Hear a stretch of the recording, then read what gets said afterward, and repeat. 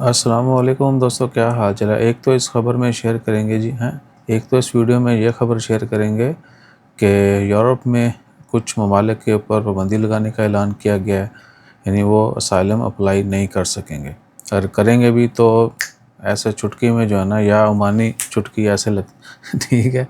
तो चुटकी में उनको जो है ना वापस डिपोर्ट किया जाएगा। और उसके बाद और भी वीज़ा से रिलेटेड कुछ आपके कमेंट्स हैं, उनके जवाब आप देंगे। आज 21 अप्रैल है जी, साल 2025 है।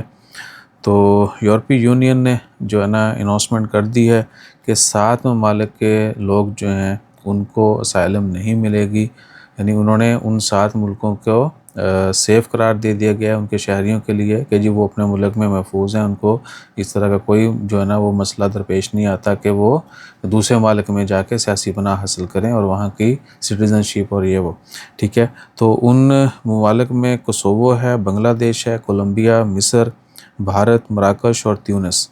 इन 7 मुल्कों के लोगों के लिए इनके अपने मुल्क सेफ़ हैं, वो महफूज हैं। वहाँ पे जाके वो यानी उनको कोई ख़तरा ऐसा नहीं है कि वो जी दूसरे मुल्क में जाके जो है ना वो दरख्वास्त दें कि जी हमें यहाँ पे रहने की इजाज़त दी जाए, हमारे मुल्क हमारे लिए हानिकारक हैं।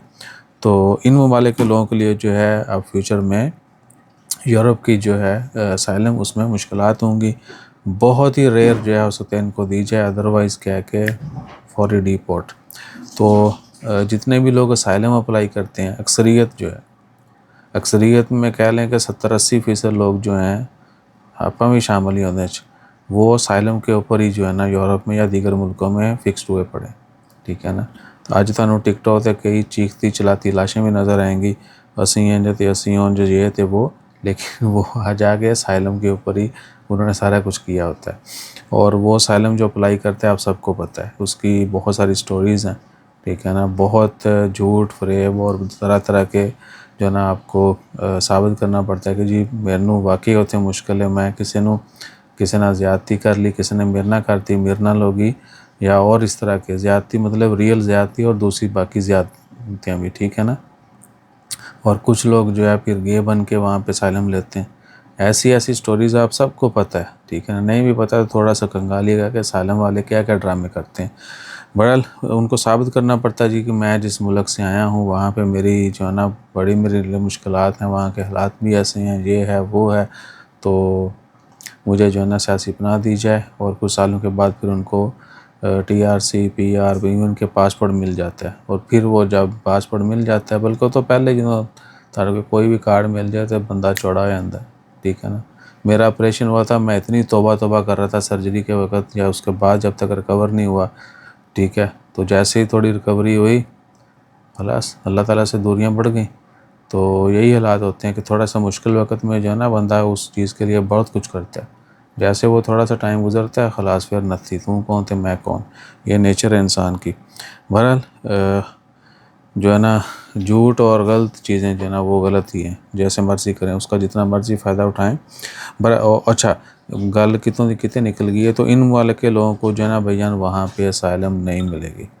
ਹੁਣ ਤੁਸੀਂ कहना है कि जी लकीली पाकिस्तान ने चहनी हैगा तो असी हाले भी जरा ना अप्लाई कर सकते हैं, करें। जिसकी किस्मत उसका आहो हो जाएगा, यदि नहीं फिर वो आहो।